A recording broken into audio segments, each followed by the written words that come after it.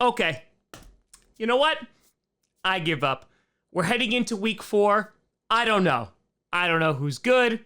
I don't know who's bad, except for the Raiders. So I'm going to let you pick the rankings.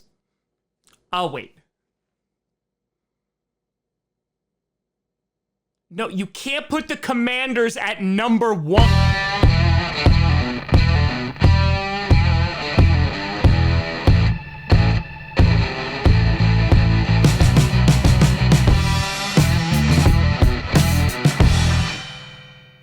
Grossi Posse Packer Nation. Welcome to an episode of Packcast, a podcast where you don't have to be Packers fan, but it sure does help. I'm your host, Tom, just waiting for the chaos to end. Grossi, and today we are going to be breaking down the top 10 teams heading into week 4 of the NFL. And this is must-see TV. And I thought heading into week 4, things would get a little easier, but nay, they have just gotten harder. That's what she said. Or he said. And so, here we are again. Week 4, number 10 is gonna be the Jacksonville Jaguars. That's right, folks! We're at that part of the show where Tom has lost his mind. I feel like I'm taking crazy pills! And the Jacksonville Jaguars, which I think for the first time since starting Packcast, has made the top 10 in the power rankings. The Jaguars, they shut out the Indianapolis Colts last week. Then this week, they go and defeat the LA Chargers. Frickin' slap the crap out of them. I know Justin Herbert's injured. I know they don't have a run game. I know Keenan Allen is out. And now they got Rashawn Slater out for the entire year. But the Jaguars are playing some pretty good football here.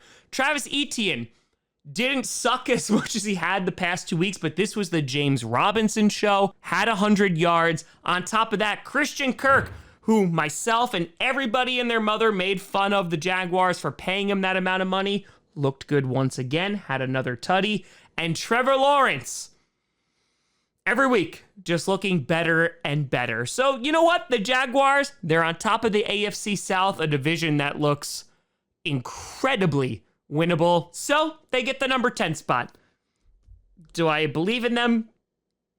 I don't know what I believe in anymore. Number 9, you got the LA Rams. The Rams making their debut after, the preseason power rankings. And the Rams haven't done a whole lot to impress me. They barely hung on to the Falcons. They got their ass kicked by the Bills. And here, they were able to beat the Arizona Cardinals, now allowing a single touchdown. But the Rams, they did enough. Matthew Stafford, no touchdowns, no interceptions. Cooper Kupp is freaking running it now. And Cam Akers actually looked pretty solid, besides the fumble. The Rams, I still think, are a good team, and they are a surefire bet to win the NFC West because ain't nobody else going to be winning that division. So the Rams, I think, have stumbled a little bit out of the gate, but they still have a 2-1 record. They have a big Monday night game against the San Francisco 49ers, and that will definitely be a good litmus test. Then again, the 49ers may have left their offense in Denver. But the Rams, you make the list. You're at number 9. Be happy you made it at all. Number 8, you got the Dallas Cowboys. I wasn't going to put the Cowboys on this list, but hats off to Cooper Rush. He's technically 3-0 as a starter now in his career, something that Daniel Jones only dreams about, and Daniel Jones also probably wishes he had at least 3 seconds in the pocket. I don't know if it was the Giants' offensive line that was hot garbage or their pass rush that was that good, but last time I checked, they got 22 pressures on Daniel Jones, which definitely was a career high. They beat the ever-living crap out of the then undefeated New Jersey Giants. And yes, they're staying at New Jersey. The Cowboys have been mildly impressive. Week 1 came out completely flat against the Buccaneers. Dak Prescott gets hurt. You think their season is completely over. Then they beat the Bengals, and then they go into Jersey, and then they beat the Giants. And while it was a low-scoring game, the offense definitely left a lot to be desired. But Tony Pollard ran pretty well. And considering they're doing all this with Cooper Rush, their defense might just win them a whole bunch of games until Dak Prescott returns, whenever the hell that's going to be. For the Cowboys, it's rush hour, baby. Congratulations. You might have a QB battle when Dak Prescott gets back. In Rush, we trust! Number 7, you got the Tampa Bay Buccaneers.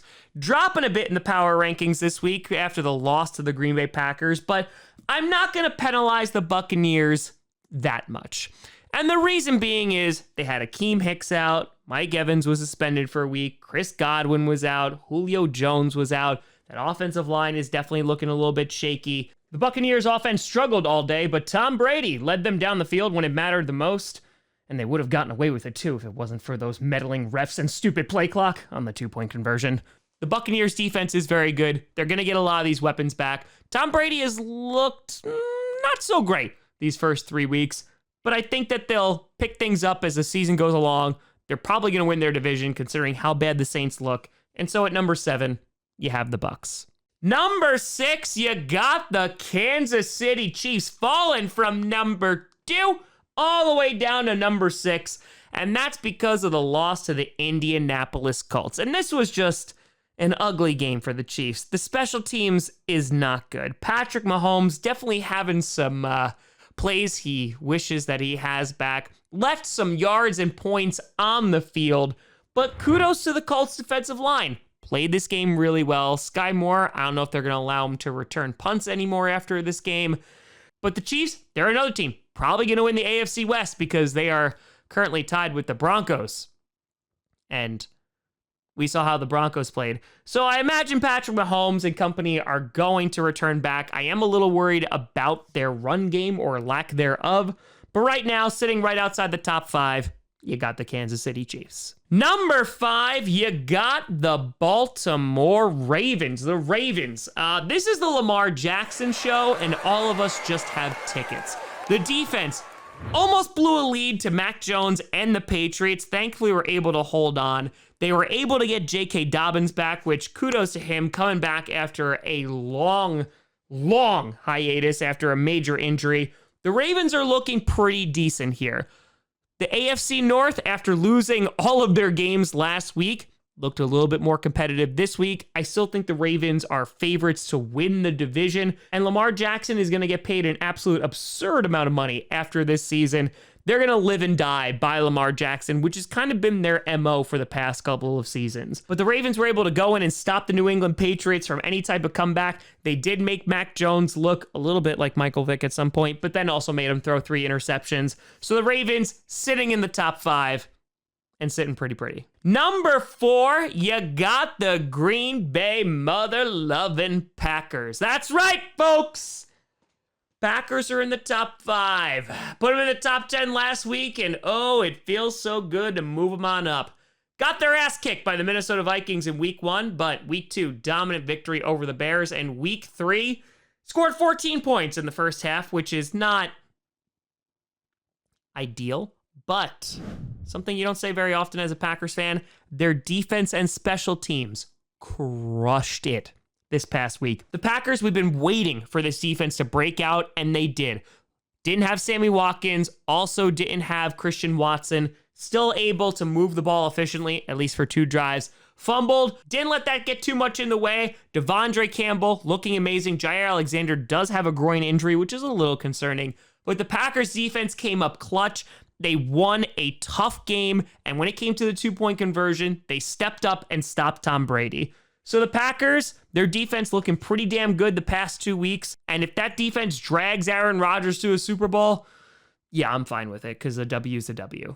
Number 3, you got the Buffalo Bills. I'm reducing them the least out of all of the teams that lost this week because the Bills, I feel like they just got the short end of the stick. So many injuries. Micah Hyde, unfortunately, out for the season. Their secondary just getting destroyed. Defense, a lot of injuries over there. Offense, all things out of whack. They had the humidity going on. Miami clock management was before halftime. People not running out of bounds. At the end of the game, people not running out of bounds.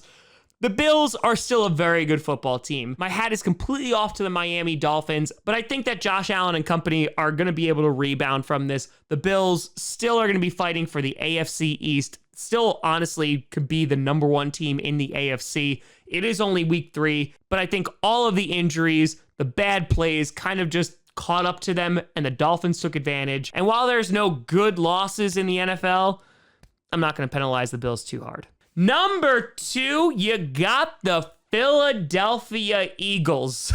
Oh, God. Yeah, they beat the crap out of the Washington Commanders. 9 sacks on Carson Wentz. They were like, hey, Carson, remember when you were on our team? Yeah, that's not the case anymore. Jalen Hurts looking incredible. And the Eagles have really shown in the past 3 weeks multiple ways on how to beat a team, whether it's with the run game, whether it's with a passing defense, whether it's with the pass rush. They have found ways. Devontae Smith looked incredible in this game, and the Eagles look like, and arguably are, the best team in the NFC. They're the only team that remains undefeated in the NFC at 3-0. And right now, I don't know what's going to slow down the Philadelphia Eagles. So, yeah, they're sitting at number 2. And finally, at number 1, you got the Miami Dolphins. A big old jump from last week. And here's why the Dolphins are ahead of the Eagles. It's simply because of the quality of the opponents that they have beaten. They beat the Ravens in week 2 with an amazing comeback. And then they knocked off arguably the best team in the NFL, the Buffalo Bills, in week 3. The Dolphins proving that they are a gritty football team. Tua looking great. Even though, good God, it looked like he was concussed after the first half and they somehow allowed him back in that game.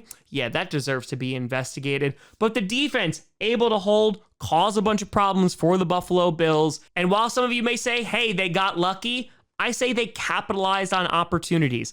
The Bills, whether it was their conditioning in the humidity, whether it was the mistakes that they made, the Dolphins, they made less mistakes. They even had a butt punt, and they still were able to win this game. It's a big division win against a major rival, a team they're likely to see again in the playoffs. And for the Dolphins, they can sit at number 1, the only team undefeated in the AFC, and in my opinion, the best team in football right now. Kudos to you.